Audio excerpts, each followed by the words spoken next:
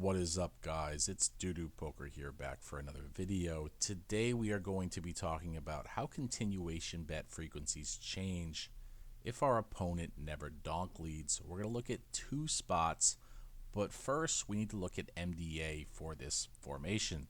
This is a button versus big blind single raise pot formation. Let's look at MDA to see how often population is donking. We know the field as a single raise pot at a position pre-flop caller in the big blind versus button formation should be donking 3 to 5%, and population is not hitting that mark. They are falling short. They're really donking around 1 to 1.5%. So what we need to do on a lot of boards that have a high frequency donk bet, we need to node lock big blind to never donking and see how the c-bet frequencies change. Let's take a 5-4-3 two-tone board and see how it goes.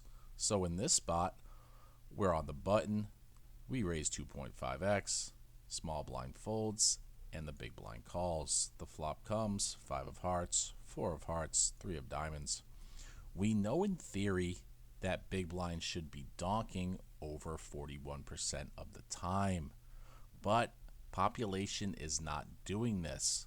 Population might not donk at all. So what we need to do is we need to node lock big blind to never donking and see how the solution looks. So we're going to have to go into the AI and create a solution. And we see here in the solution, if big blind checks, button is supposed to bet around 50% of the time at 40% sizing. So what I'm going to do is I'm going to change the sizing to 1/3, and I'm going to node lock big blind to never donking, and we're going to see how the frequencies change.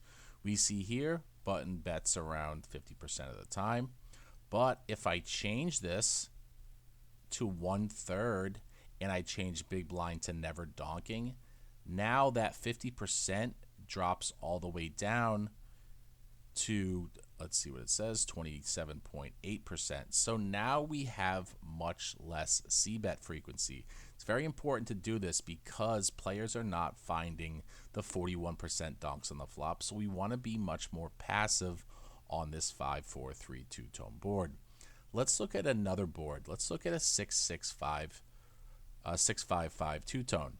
We know again in the same formation on the 6-5-5 two-tone, let's say it's 6 of hearts, 5 of hearts, 5 of diamonds, that big blind again gets a good donk frequency. People are not donking 29% of the time. So what we need to do is we need to go into the AI and we need to see what happens when big blind node locks to never donking. If he bets 25% pot on the flop, he's going 54%. I prefer a 1/3 sizing, so what I'm going to do is choose a 1/3 sizing.